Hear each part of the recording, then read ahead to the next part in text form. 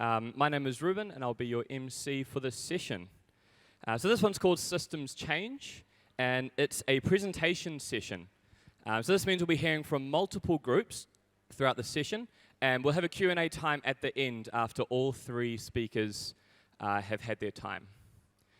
Quick reminder that if this session brings up any emotions for you, we'll just ask you to quietly head out and make use of the well-being spaces in the venue. We've got a low sensory area, and we'll just try and do that with as little disruption as possible. Find someone in a yellow or blue shirt if you need any more information about that. Great. I'm going to introduce our first speaker for today. It's Michael Heard from ConnecX, and he's speaking about creating change in a world of chaos. Round of applause for Michael, everybody. Cool. You've got a microphone on there. Testing, testing. Oh my gosh, kia ora e te whānau. How are we doing? Yes, okay. Oh my gosh, right. This is a setup I'm not used to. Right, kia ora. How was Kai? I didn't end up getting any, just nerves. Kai was good? I saw some fancy-ass cupcakes. Were they good? Okay, love. Right, I already have a counter ticking down in front of me, so I may as well kick through things. To kick off, I do just want to give a trigger warning for any kind of for suicide and self-harm, just because there is acknowledgement of my own journey, and I do just want to make clear on that before we start. But who has a couple? Sorry, I have a couple of partai for you. Who here has a passion? Oh my gosh, okay, great, cool. Who has ever felt overwhelmed by a massive problem? Kapai, yep. Who wants to create some positive impact in their life? Amazing. And who wishes that they could change the world? Okay, good, so I am in the right room. Perfect, okay, good. We've had a little bit of a depressing korero already with the state of the world and things, and unfortunately it is going to continue a little bit. The world is full of strife. We have climate disasters and poverty and homelessness and record high suicide and self-harm statistics. It is bleak sometimes. But at the same time, we also live in a world full of love, of aroha, of systems change, of community action, of new levels of youth engagement. A world where a song sang by a son about his father can move hearts across the world. But the question remains, how do we actually create change in a world of chaos when there is so much going on? Okay, first off, ko waio, who am I? Kia ora.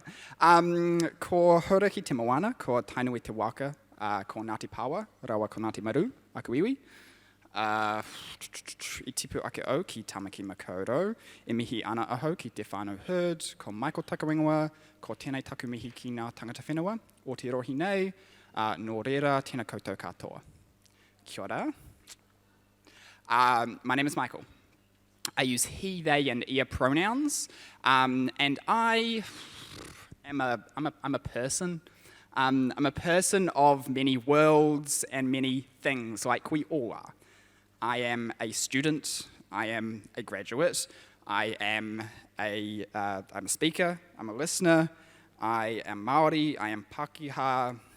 I'm a son. I'm a brother.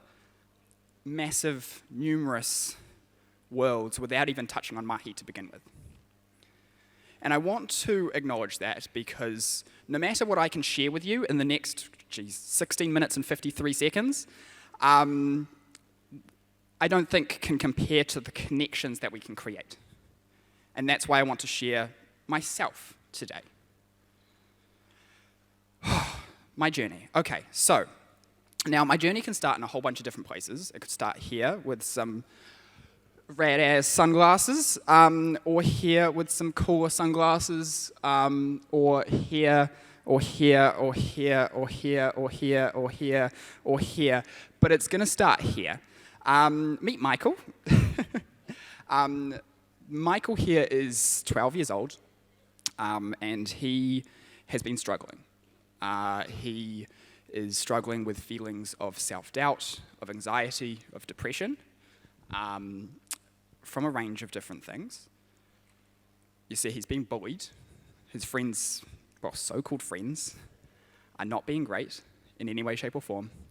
His whole class is against him, or at least it feels like that at times. His parents are of no help. He's not aware of any community mental health resources, and he feels completely alone. And that leads him to, and for me, to my first suicide attempt. And I wish that I could say, that was it, then boom, I was done, and look, the whole life could be different. But this moment obviously changes me. The conceptualization that I can go right up to the potential end of my life changes mindsets. And for me, that meant I had this obsession with the concept of change. I wanted my friends to change, I wanted my parents to change, I wanted my community to change, I wanted to change. And so, whilst I can still, a lot of the time, feel the feelings that I could feel as a 12-year-old, I could hear the thoughts going through my head from when I was 12, the obsession with change is still with me. And that leads me on to my next part of my journey, is trying to understand what this kupu, this term change, actually means. Now, it's a big word, and we could talk for hours and hours and hours about it, but when I was trying to understand it a little bit better, you see, I'm Gen Z, how do I understand what words mean? What do? I go to dictionary.com. It's a simple way to figure things out, right? And you know what dictionary.com told me? Change is to make the form, nature, content, future course, etc. of something different from what it is or from what it could be if it would be if left alone. What the? Sorry, this means nothing to me. This is just a whole bunch of words. But guess what? Dictionary.com, with dictionary.com comes thesaurus.com. Oh, great. And with thesaurus.com was something more interesting.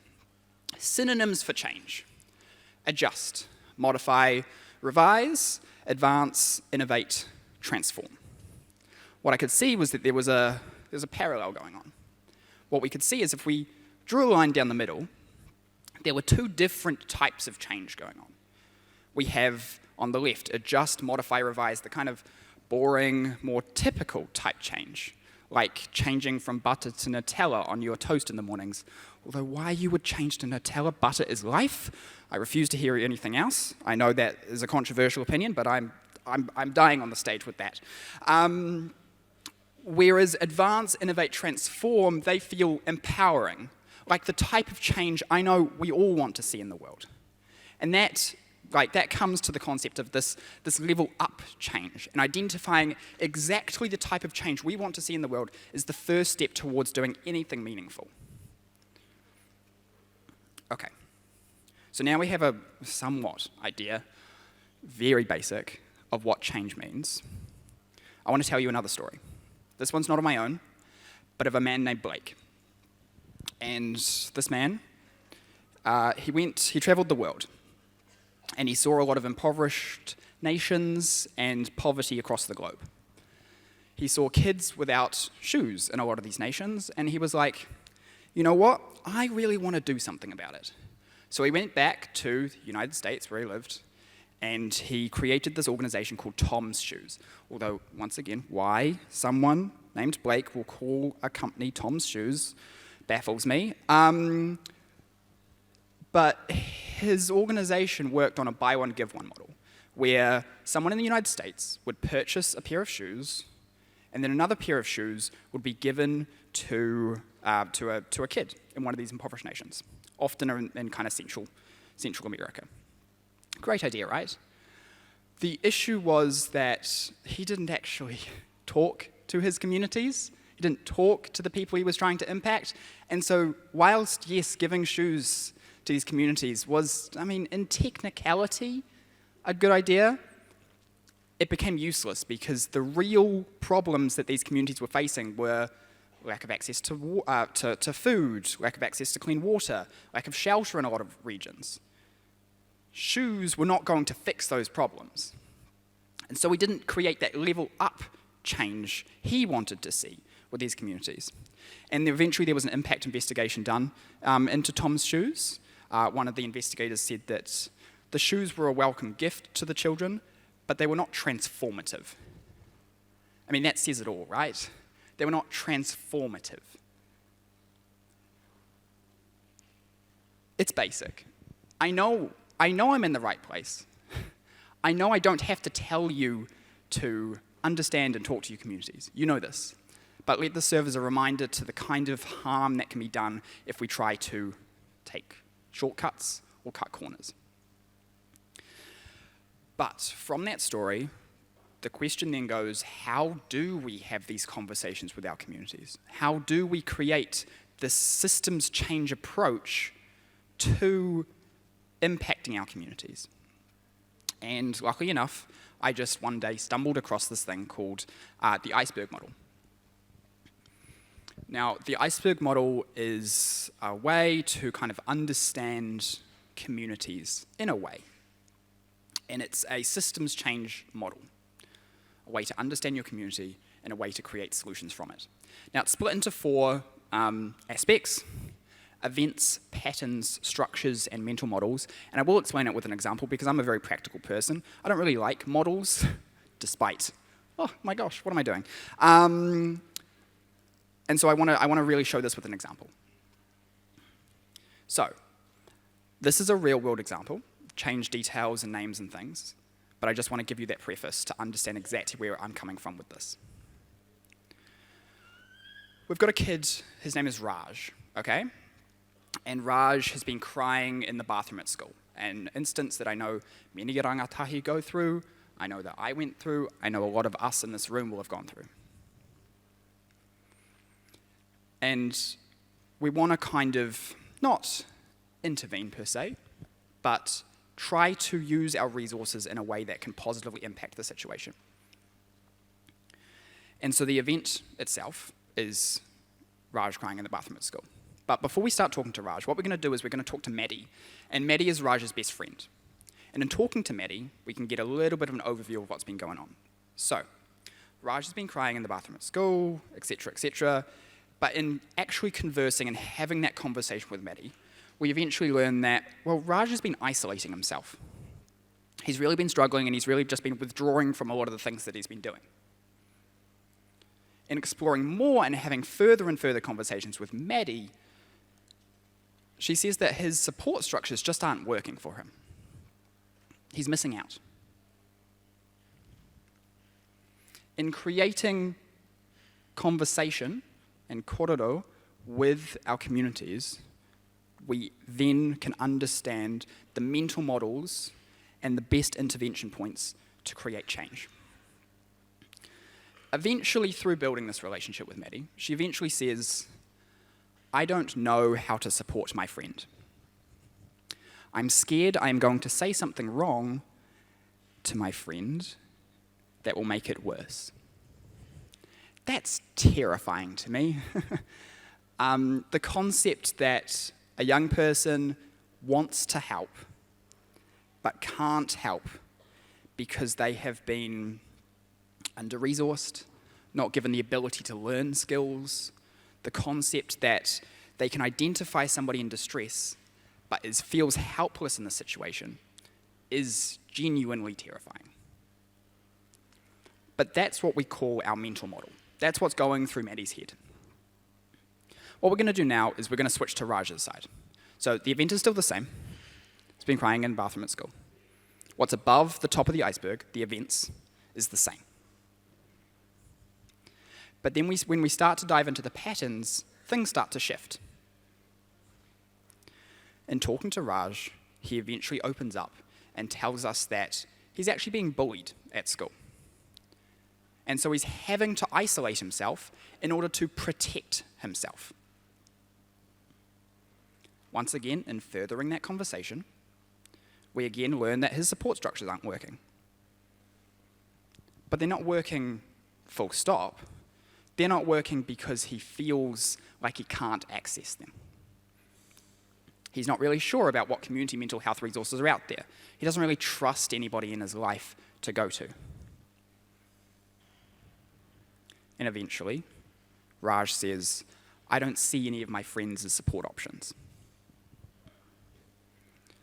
Once again, terrifying. To feel so alone is terrifying. And the concept that there are people who want to help and can't help, and then there are people who want help but can't see the help, is scary as well. But say we, respectfully and authentically want to take from our conversations some kind of interventional way to help the situation. Say, if we weren't really using a systems change approach and we were just thinking, how do we do something? How do we help? How do we use our resources to promote well-being and increase the mana of the whole situation? What we could do is we could remove the bullying. We could be like, hey, teach, there's some kids in Raj's class that are bullying him, and the teacher maybe goes, okay, cool, let's do something about it, etc., and maybe the bullying stops. But that's not really systemic, because what if Raj gets bullied by somebody else?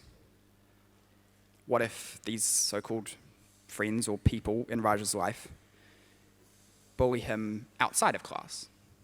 What if 10 years down the track, Raj faces another gets put into another state of distress and still has no support to be able to help him? And so what we really need to do is tackle it at the mental models. I don't know how to support my friend, and I don't see any of my friends as support options. There's a correlation there.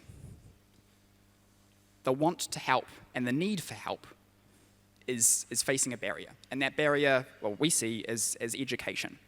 In terms of Maddie doesn't know how. Maddie's not been given the skills to be able to support Raj, and we feel like there's something that can be done about that. And so that leads me back to my journey in terms of an organization called ConnecX. And ConnecX fills that gap in a way. We promote te rangatahi. This is not a promo ad, just to be clear, although it does kind of sound like it is. It's supposed to be part of a wider journey, but ConnecX fills that gap in terms of peer support skills.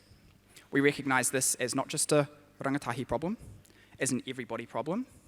We never get the opportunity to learn peer support skills, and so we, oh my gosh, I put the freaking remote all the way over here. We deliver workshops to fill that gap, and that's our mahi. That's what we do. But I've got 3 minutes left. I just want to, once again, share a whakatauki. E hara takatoa I te toa takitahi, ignari he toa takitini. My strength is not mine alone, but it is the strength of many. There is nothing we cannot do together. Communities are power. Literally anything is within our grasp. All we have to do is talk, converse, understand, and then we can create change. So I leave you with this widow, this challenge. Listen to your people. Understand their stories. And then go out, use your passions, in spite of overwhelming problems, create some positive impact, and then go change the fucking world. Thank you. Ngā mihi, Michael. That 20 minutes, I'm sure, just absolutely scratched the surface of what you could possibly say. Don't run away just yet.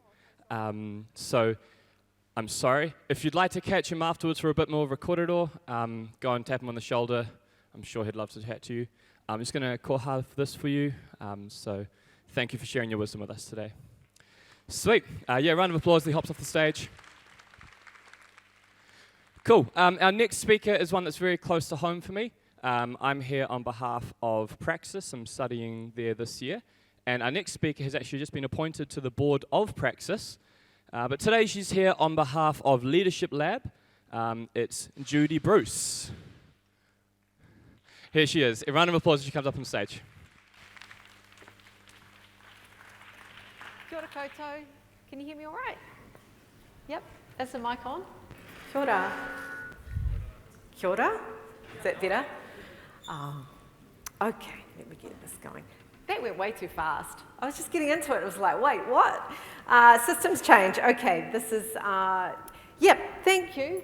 Amazing kōrero, and thank you for sharing your story. I think when we think of systems change, we're thinking so macro and complex, and at the heart of it is somebody's story, you know? And I just want to acknowledge that, thinking that for many people interested in systems change, we come to listen, to understand, to seek to make sense of a system, because a little bit like what was shared this morning, just that idea of frustration, anger, and yeah, maybe a little bit of hope too. I really loved that quote, that Arundhati Roy quote that Anya shared this morning. Oh, it was in the notes she had of, but it said, "Another world is not only possible, she is on her way. On a quiet day, I can hear her breathing." I think that's what we're here for, eh? So, often I think people interested in system change have also been in the mahi for quite a long time. I definitely put myself in that place. I started as a Tūrahau youth worker back in 1989, so that shows how old I am. And that's okay. So I've had the privilege of journeying with Praxis, with Tūrahau, with the Leadership Lab, and worked as an alternative education teacher and youth worker and researcher. Spent 15 years at University of Canterbury working in research and teacher education. Extremely passionate about the intersections of education and youth work, which is kind of like the in-between spaces, I guess you would say. And that's sort of some of the work that I've been doing more recently. So yeah, that's me, and that's who I am. So I kind of got interested in systems change for two reasons. One, when I was working in teacher education, I was very aware of this huge disconnect between young people and their experiences at school, especially Māori young people, because I've been working up on the East Coast in Wairoa College, and saw a huge disconnect between the Pākehā teachers, often, not always, and the Māori young people, and a lot of it actually was around humour. Like Māori young people would make a joke and the teacher thought they were being cheeky, and then they get told off, and those kind of things. And it kind of puzzled me, I suppose, and it sort of got me interested in interculturality and also systems of disenfranchisement within the schooling system, and why does that happen? And that was one of the reasons I got interested in systems change. The other one was because I was in India and I was working, I think it's Tim here, there might be some others here who have had associations with Free Set and Aotearoa, but I was working there for 3 years, very complex system of human trafficking, and so I started to think a lot about that too. We haven't got time to go into any of those things in depth, but I was thinking today, oh gosh, it's 20 minutes, what am I going to focus on? I'm really interested, thank you Michael, he gave that really great iceberg model. It's a model that, have people seen that before? People familiar with the iceberg model? Yes. And are people familiar with the concepts of leverage points?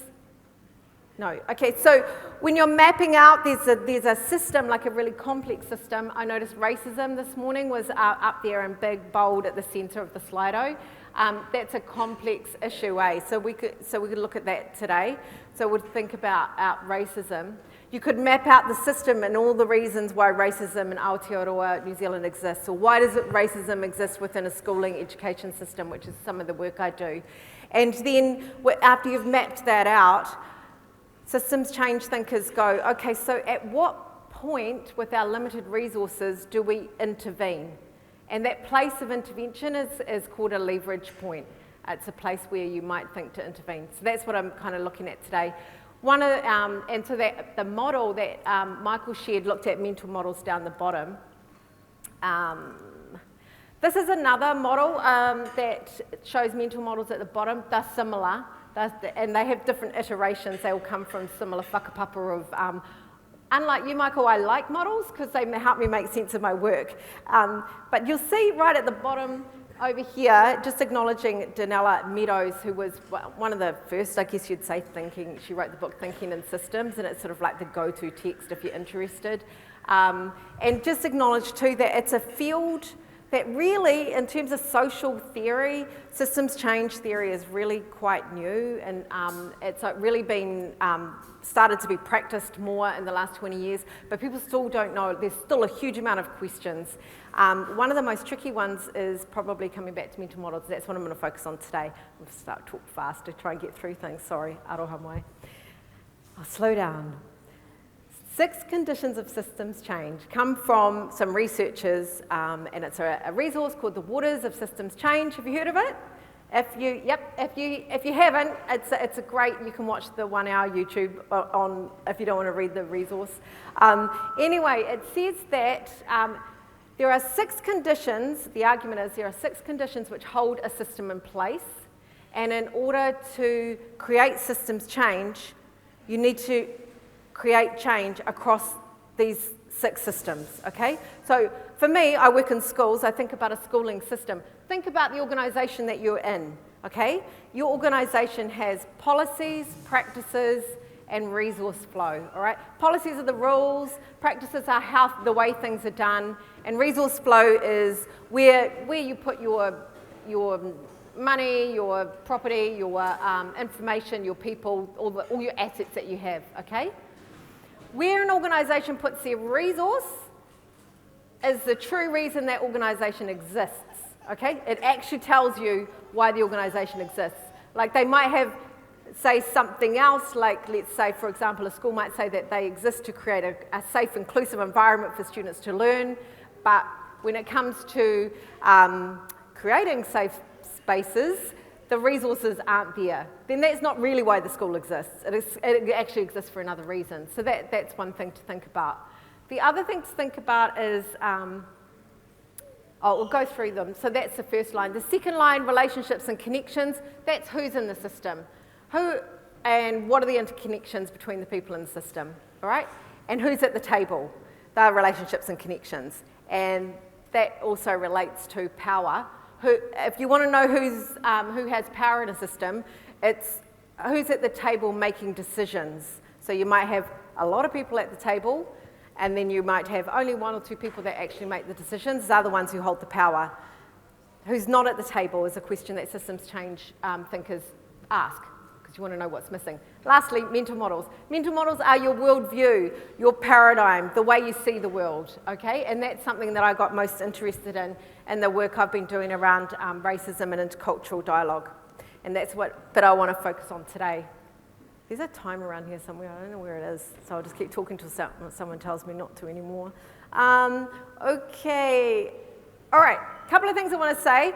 The idea that the structural level changes can take place, but still a problem will be in place, all right? So in a school or an organisation, okay, where there may be racism, for example, you could bring about policy changes, and put resources in, but the racism still exists in the school, and I actually encounter this quite often, okay? So they want us to go in and work with teachers on how to change their teaching practice so that they can be more culturally responsive. But we talk about the work before the work. If the teachers haven't done any deep thinking work about their own unconscious biases, then the system stays in place, it doesn't change, okay? So that's why I'm interested in mental models. The other thing to say about systems change, people most often respond to a systems problem with a program or a resource solution. That's not systems change, that's just putting in a program or a resource solution. So you need to think about what is your systems change strategy? What is the strategy? What would it look like? And where would you start to think about that? So, mental models. All right, turn to the person beside you and discuss what you think might be a big society idea, a mental model, a worldview that has changed in the last 20 years. See if you can come up with one. Okay. Has anyone got an idea? A big worldview shift, paradigm shift that's happened in society in the last 20 years? Yep.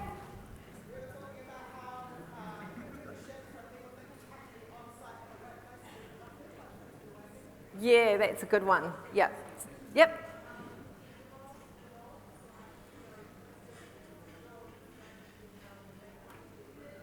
Yeah.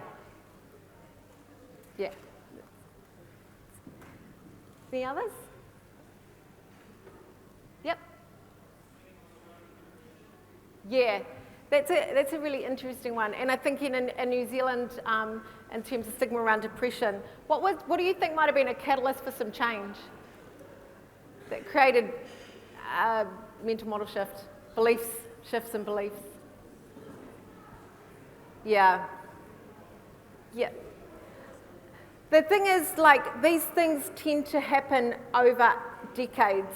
So if you happen to be sitting beside someone who's a bit older, they might have might be able to give you a historical perspective. Because if you're thinking about cultural shifts that happen, we can look back and go, oh, I remember when. But now we can talk about mental health, for example, you know. But for a young person growing up in that culture, it might be hard for them to recognise that as a whole cultural shift.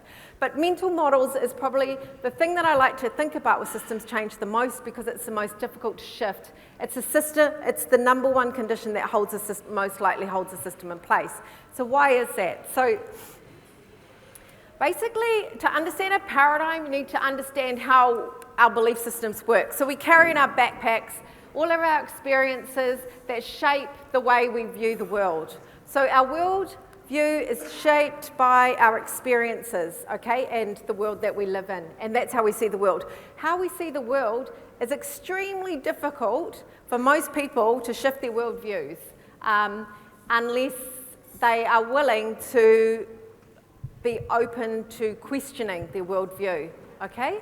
So this last one sounds simple, it's actually really hard. It's the belief that all knowledge is partial, and that I only have part of a picture or a way of seeing the world, that there are others who see the world differently that is equally valid.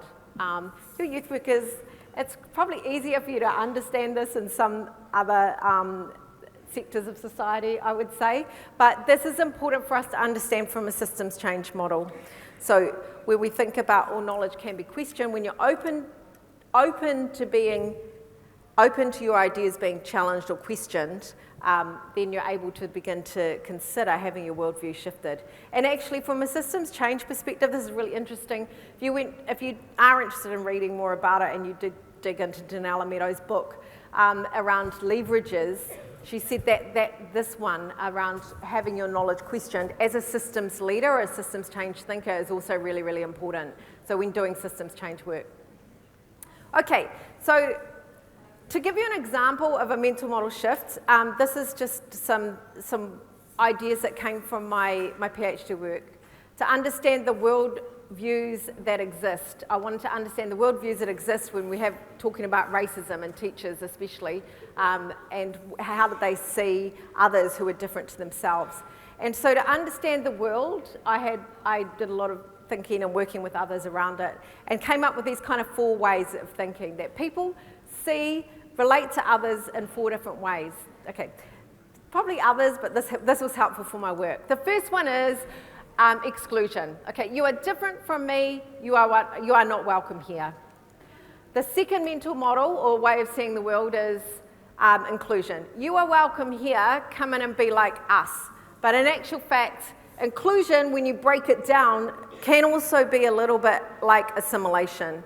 So if you think about a school, you are welcome here, come in and be like us, be the way we are, the majority of us, the ones at the table, the ones making decisions, the ones in power, come in and be like us.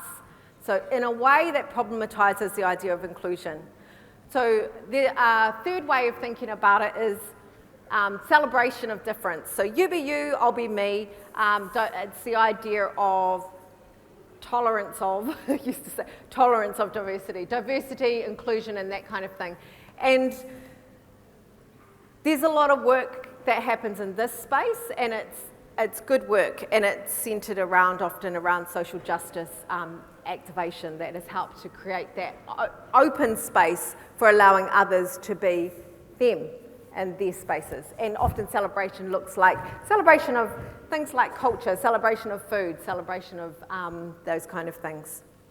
And there's a fourth way of being in the world which can lead to this mental model shift which can lead to some disruption. And it's this idea of transformation, this idea, see power is maintained on one side, on the other side, I'll just jump to power begins to shift. It's this idea of being in a relationship with someone who is different to yourself and being open to the possibility that that person has something to teach me about what it means to be in the world, and being open to being taught by somebody different to me about what it means to be in the world means that I am no longer my stable self. I have been disrupted in my thinking in some way because they have taught me something about being, and it has changed the way that I am, which is different to celebration. Celebration is you be you, I'll be me, but I'm not disrupted or changed. My mental model doesn't shift. The deep work of having a mental model shift is this deep work here of having an altering encounter where you're welcome to really listen, to really understand with humility, to being open to being taught by somebody else, different to yourself, and that changes your worldview. It changes your paradigm, it changes your belief in some way. That's a real deep mental model shift.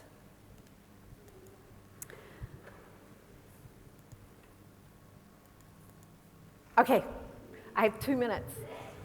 If you're working in a system, some of the things that I've been thinking about and learning about and reading about and practicing need to take time to understand the system. The better the understanding, the more effective the changes. So systems change work is long and difficult and takes a lot of time. And you, systems change workers, many in here, I think, will be, if you're not already, you'll be aspiring to be, and I think it's so needed.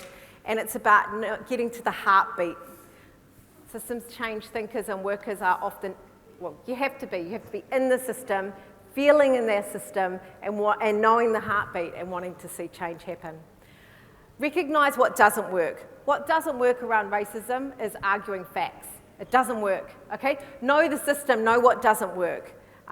If you're talking to somebody who is not willing to have their worldview questioned, then arguing fact at them will actually be aware of unintended consequences, will actually potentially further entrench racism. So it does more harm, right? So recognise or be aware of unintended consequences.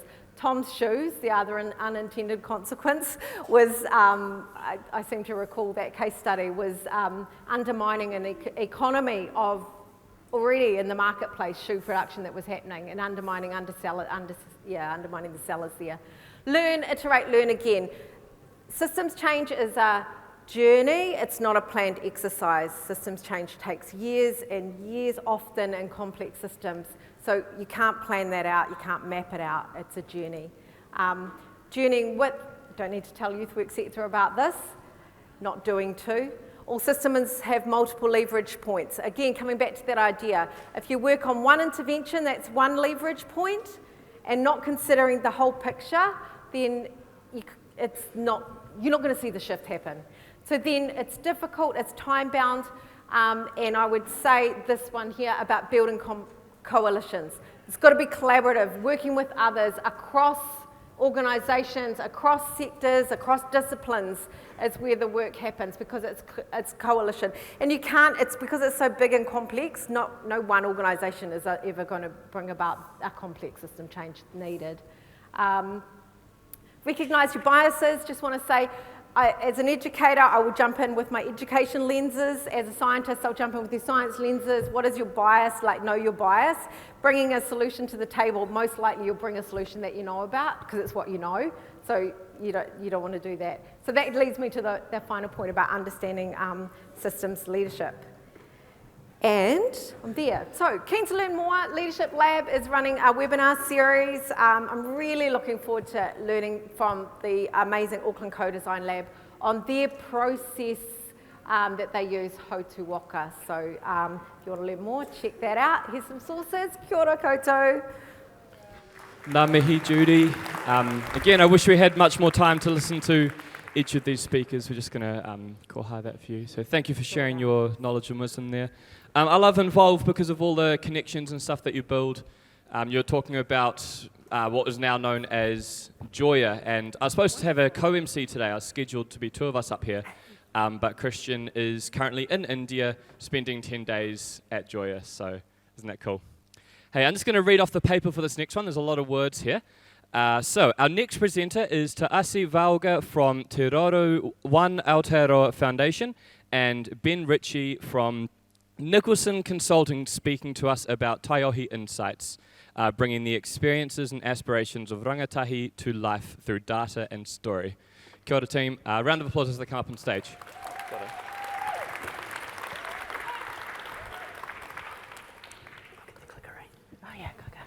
Kia ora. As Māori, our tupuna, we're navigators, navigating vast oceans to arrive here. Later on, waves of others navigated here, whether that was by air or other types of waka. It was simple. They knew how they would get here and the things that they needed to prepare to get here. Weeks, months, years perhaps, probably years, of preparation to navigate into the horizons, representing our dreams and aspirations for us, for our whānau, for our hapori and communities. Now, our whānau are navigating choppier seas than they have ever before, through complex systems, all in search for a chance at a life that is fulfilling, a life where dreams matter, where we have the resources we need to navigate such complexities. OHI Data Navigator is about a journey to understand the experiences of rangatahi, taking a systems level approach that centres those for whom the data is about, and that's rangatahi. Kia ora, he uri tēnei no Hamua, no Ngāti Rāhiri, Ngāti Kawa, no te rere o te wai o te awa tupua hoki, ko taase tōku ingoa e mihi atu rā. Kia ora. Tēnā koutou, ko kaitahu, ko kati māmoi, ko kotimana, ko airangi hoki, oku iwi, ko Ben Ritchie aho.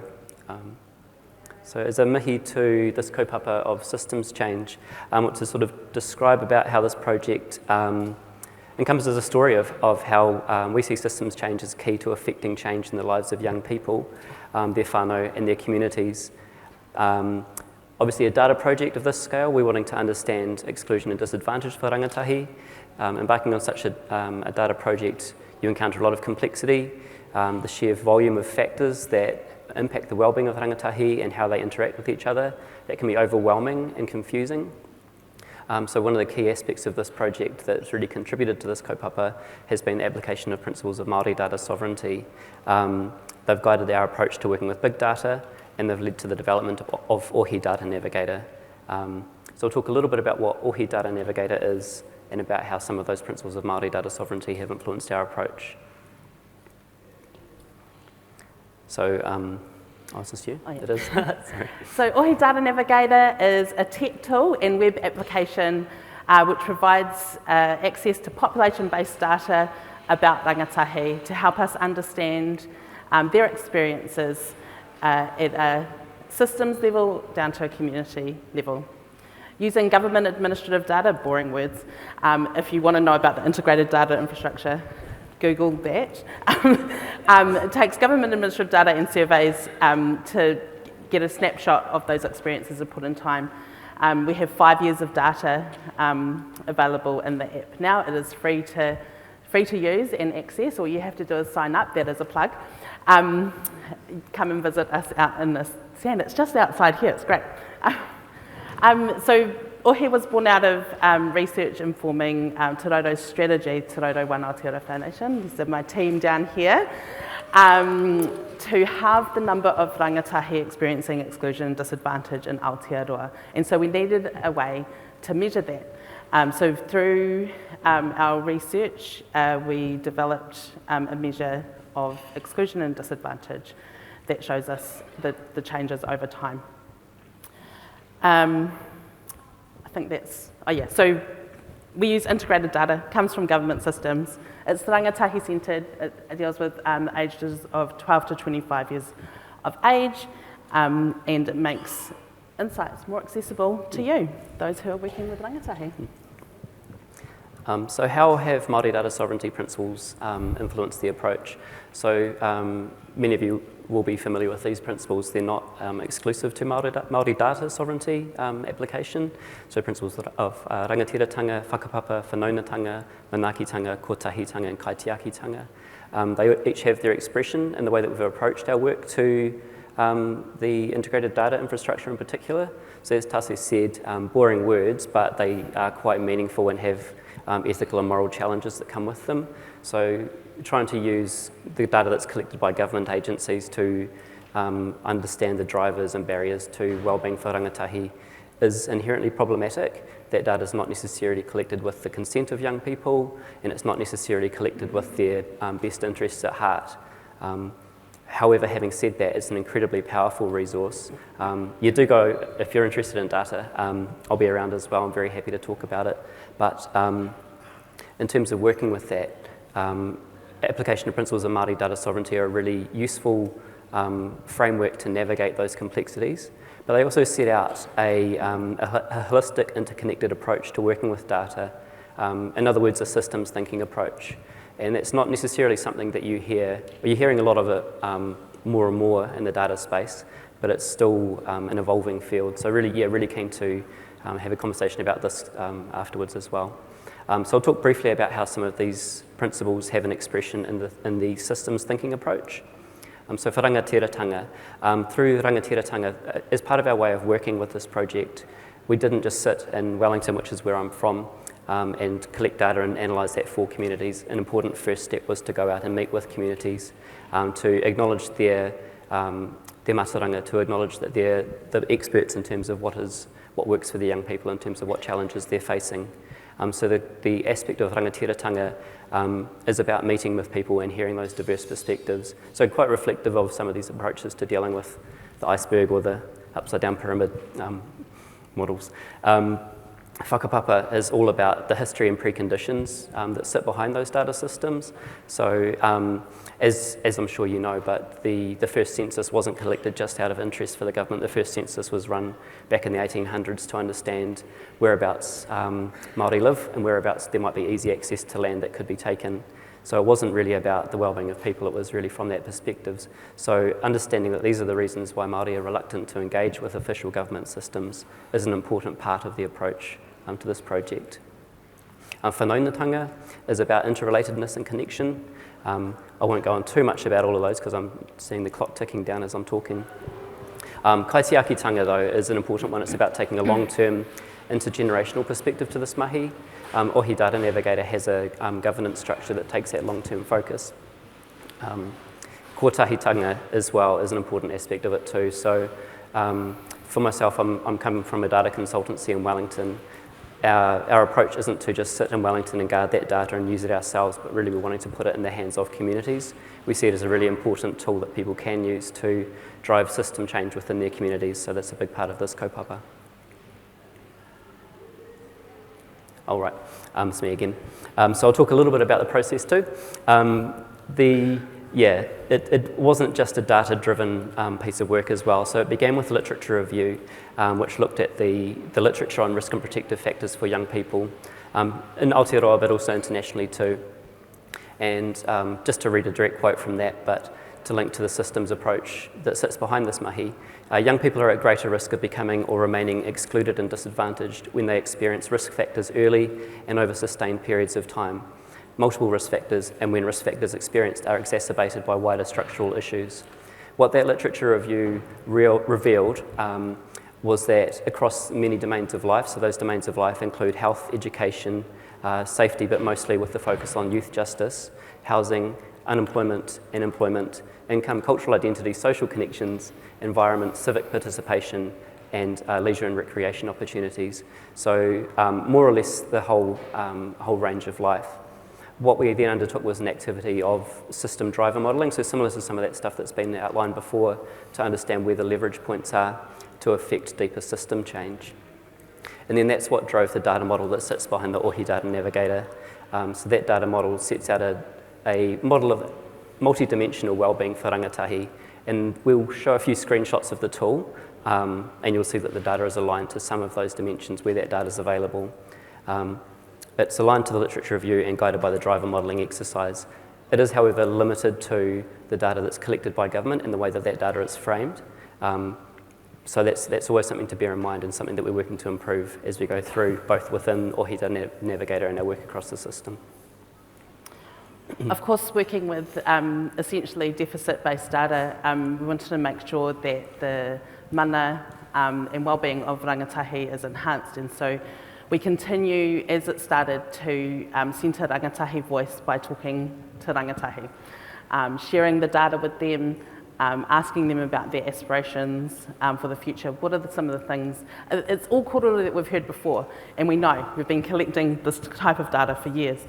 But it helps us to bring power to the data that is available to us. In doing this, we can help shift the narratives that are out there about rangatahi. We don't want rangatahi to be talked about in a deficit way. They have dreams and aspirations. They know who they are and what they want. And so this, the way that we work has a goal to try and support that. And of course, we put out insights and data. So each year in around May, we update the data from the government administrative data, and we start preparing our annual Taiohi Insights report, which will be out later this year. Yeah, so you can head on out there at datanavigator.nz and register to get hold of that data. Cool. So just to give you a brief sort of view of what the interface with OHI Data Navigator looks like. So I hope it's a relatively easy to navigate sort of interface. But yeah, and while it takes that system view, we are aiming to set this data out in a way that remains rangatahi centred, so centred around the experiences of rangatahi themselves. So it allows users to understand how young people in their community are faring across these domains of life. So I'll probably flick through a little bit more, but you can see, you can zoom in on particular communities, so down to region level, but also sub-region level, so you can look at within cities as well. The number of young people that live in these communities, their experiences in terms of interactions with the justice system, the education system, the employment and the employment system as well, but also their experiences across those domains of life, such as housing, such as health, such as safety that I outlined before. So by combining that data about young people's interactions with those systems, that's characterised as sort of an intersectional experience that sets out exclusion and disadvantage. In other words, the ways that young people are excluded and disadvantaged by the systems in which they live. So, what is the data telling us? Well, I wanted to talk to the next slide because Ben's talking a lot about data, and this is the really boring part. Basically, because we derive the data from the IDI, or the Integrated Data Infrastructure, Mātua Kukura is your friend. These are not official statistics, they're based on our research from the IDI. And the way that we prepare it is part of, or this disclaimer is part of the safe use of data processes that Stats New Zealand puts into place. No, it's actually me. It's still you. I get to talk about data. So what I can tell you right now is that 1 in 5 rangatahi in Aotearoa are experiencing exclusion and disadvantage. You can see that we've put Invercargill up there as well. It's one of the key areas that we work in with our place-based approach to focus in on the kind of impact that you can have with the investment that we're making down there. The gradient, you can see the different colours on there, and the gradient shows the level of exclusion and disadvantage within the city of Invercargill, and it's quite different. So both demographically and geographically, you'll see a range of experiences across the country. So whilst 21% or 1 in 5 rangatahi are experiencing exclusion disadvantage in Aotearoa, we know for many communities it is quite different, and we've got rates as high as 65%, and Invercargill as high as 47% exclusion disadvantage in some communities. Yep, kia ora. This talks about the, maybe I'll use the laser pointer. So the overall Aotearoa rate of exclusion and disadvantage, so that is the number of young people that have had those relatively high level interactions with those different systems. is around 1 in 5 for Aotearoa overall, but as you can see, there are other communities that have a much higher incidence of that. What OHI Data Navigator now allows us to do is that because the project's been running for a number of years, we've got 5 years worth of data, which can reveal, it can start to reveal where systems may be changing, where we may be starting to see the effects of change within communities.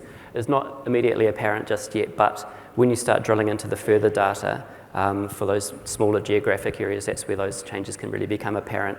Of course, that wouldn't be something that I would just do myself. It's really for communities themselves to understand what's happening within their communities too. We're just providing the data as one of those perspectives on truth. So I'll quickly talk a little bit about some of the commonalities that we've seen in the areas that do have high levels of exclusion and disadvantage, and that can be to do with income inequality. It can also be to do with longer term systems change that have been affected by, it could be, for example, government policies or economic policies where there have been thriving industries which have been shut down over a number of years, and those opportunities just don't exist for young people in those communities. I'll flick through a little bit more about the tool itself. We've kind of already shown that, but I wanted to just highlight that when you get into the tool, you can use that to look at the different exclusion and disadvantage statistics by year and by smaller geographic areas. So the geographic areas, you probably can't see it on the screen there, but they do get down to quite a small geographic area. So those are within cities, that's the equivalent of a suburb. Within bigger urban areas is a bigger area, but it's around about 400 or so young people to each of those areas. We can also understand how exclusion and disadvantage is distributed by different demographic variables. So Tase mentioned before, but what some of this shows is that overall for Aotearoa, the incidence for Māori and Pacific young people is much higher than it is for other ethnicities. With the age groups as well, what we can see is that it's the older age group of young people, so the 19 to 25-year-olds where that is much more prevalent. That can be a factor that, because it's based on data that's collected by the government, that young people haven't had those interactions with the government yet.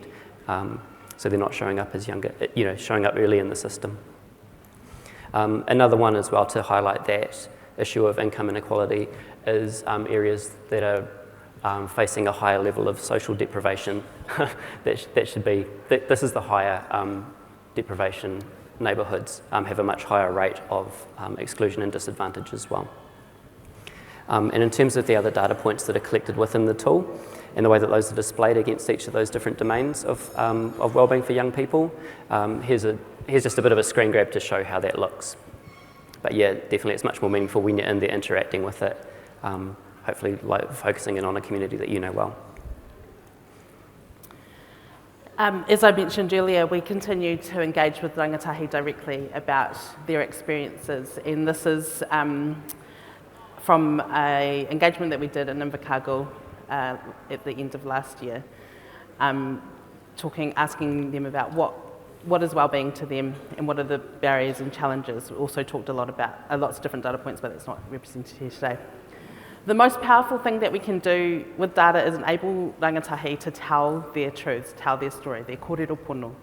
Whilst data can give us some insights into the experiences of rangatahi, their own needs and aspirations are best articulated by them. The systems that our rangatahi and whānau are navigating are really complex, and the systems that are coming to us the majority of the time. We know this because our whānau are saying we don't want our kids to go into this system, if you know what system I'm talking about there. And there's a reason why our whānau say that. There's a reason why we're trying to avoid those systems, because we know that they will impact our wellbeing and our ability to achieve our aspirations for our future. We know that it's a web that is complex and really difficult and almost impossible for some to untangle. So we need to take a systems level approach to wellbeing, and this is why that measure of exclusion and disadvantage is so important. And when we see that measure shift positively, we know that wellbeing of our rangatahi is improving, or at least is being protected. I'm going to end there. Ka pai. Kia ora. He Ben and Taasi. I'm just going to koha that to you. Kia ora. We've got about 10 minutes for a little bit of a Q&A session. Judy and Michael, if you don't mind joining us back up on stage, staying up here. Sorry. Look, I'll let you have the couch if you like. You can sit on the couch. We'll just keep it brief, team. We've got about 10 minutes for this all up. If you've got any questions that might take a little bit longer, then I encourage you to tap them on the shoulder. I'm sure that they'll love to korero afterwards. Anyone got a question right off the bat? Let's kick it off straight into it. Yeah, right down here in the front. Oh, look at this.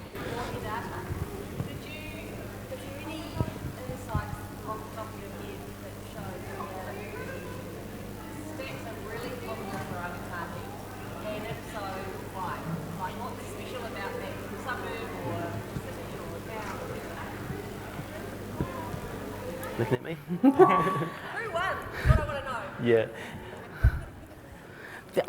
One thing that I did notice in some recent diving into the data, I wouldn't want to call it analysis because I'm not a data analyst, is that so we've, in the app you'll see that we've arranged it by moderate levels of exclusion disadvantage and serious exclusion of disadvantage.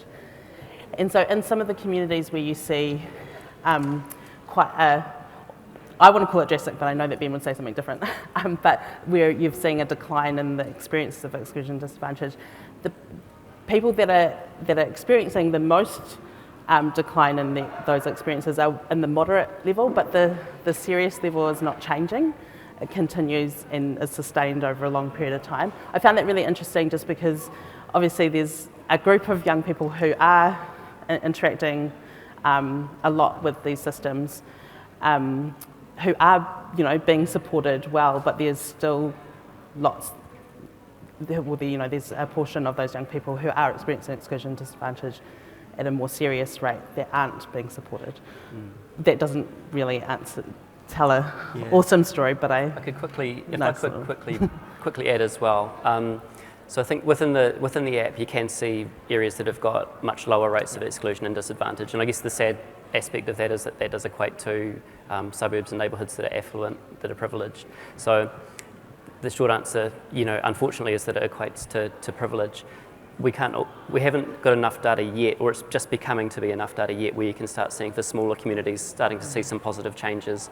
But there's so many factors happening within systems that I wouldn't want to make a claim about what the effective thing has been. It's really a collaborative exercise to get to the bottom of that. 8 minutes left. Who's next?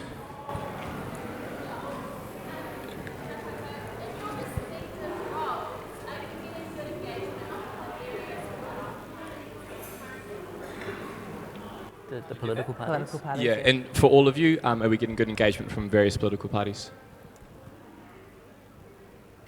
Well, oh my gosh, people are looking at me, and yes, okay, perfect. Kia ora. No. is my answer to that. But that's probably just because we haven't seen a massive amount of use in a partnership like that yet. Yes, there will be opportunity in the future, but just as ConnecX, we're just not at that point, I think, yet. But no, kia ora for the partai. I want to say a little yes to what's happened in education in the last few years. There's a lot of problems, obviously, but it's the first time that I ever saw the words critical consciousness and racism acknowledged by the government as being problematic within the schooling system, and they released quite a significant professional learning development package for teachers around that, and there is, I think, at that structural level, an intention to see shifts happen, and so I just acknowledged that actually. Yep, great partai. We haven't directly engaged as such, but in our wider team, we've got multiple programs that we run, and this OHI Data Navigator is just one of them. And so we had a conference earlier in the year that was run by our Invercargill team, and Minister Willow Prime was also at that event, which was a really great way to get some of the research that we've done in front of her. So we, at that event, also launched a a research report on mental health and skills. And so, a little bit, but not specifically on OHI Data Navigator. We do have relationships with Ministry of youth development and, mana mokopuna as well. So. Great. 2 more questions. Where are we? This side of the room. Yeah, up the halfway up there. Yep, you. Oh gosh, okay. Yes. So we run, but yeah, our mahi is around ensuring that we all have skills to be able to support each other in times of distress. That's not a skill set that's limited to anybody. And so generally what that looks like practically is we run workshops within youth groups, schools occasionally, and occasionally corporates as well, just educating people on those skills in that kind of peer support space in order to build those connections, as well as just those skill sets is really what is lacking a lot of the time. And so that kind of workshop space is where we're sitting. Kia ora. Final question, I think. Aroha, sorry about that. I just want to talk about everybody's work, but especially the OHI Navigator indicators. My concern is that in some suburbs in Tamaki Makaurau, it's happening elsewhere as well, areas are getting gentrified. So when you're looking at cross-sectional snapshots over time, what might look like improvements might really reflect those most disadvantaged being pushed out. So we just kind of need to be mindful of the traps of data as we have it, because it's not the real story, always. Kia ora, thank you. Time for a final question. One more. Over here, yep. Oh, Michael. Yes. Other side of the room, my friend. Here. Sorry. I'm on my way. What is your definition of Māori data, and what does Māori data sovereignty look like in relation to AI? Cool. Feel like people are looking at me. Is this on? That's a big question. I'd really love to talk in more detail about it. I would say definitely in terms of Māori data sovereignty, really guided by the work of Te Mana Raraunga. I would start there. Happy to have a kōrero as well. In relation to AI, I think that approach, Māori data sovereignty, has an approach to this. I'd say also principles of Māori data governance, maybe even more so, because in my view, we're maybe off topic, but AI seems to be more of a governance concern. I mean, it's certainly a technical problem, but it's completely, there's a big lack of oversight. So I think Māori data governance and Māori data sovereignty principles would add a lot to the way that AI has progressed. Just specifically on the Māori data question is that, so we don't specifically work with Māori data in OHI Data Navigator. There is Māori data that is collected. Māori data is actually data that is collected and governed by Māori, but this is not the case with government administrative data. However, there is Māori data in there, so we need to, so what we're looking, the Māori data sovereignty principles and framework is, for us, is about how we govern the project to ensure that the mana of that Māori data is upheld. Yeah. Great, thank you. Hey, we're going to cut it there, team. Ngā mihi to all of our speakers today, and thank you for running around as well. I appreciate that, Michael. Hey, next on the schedule, you're going to like this one, lunch. So go out there, have some kōrero with the speakers from today as well, and we'll see you very soon.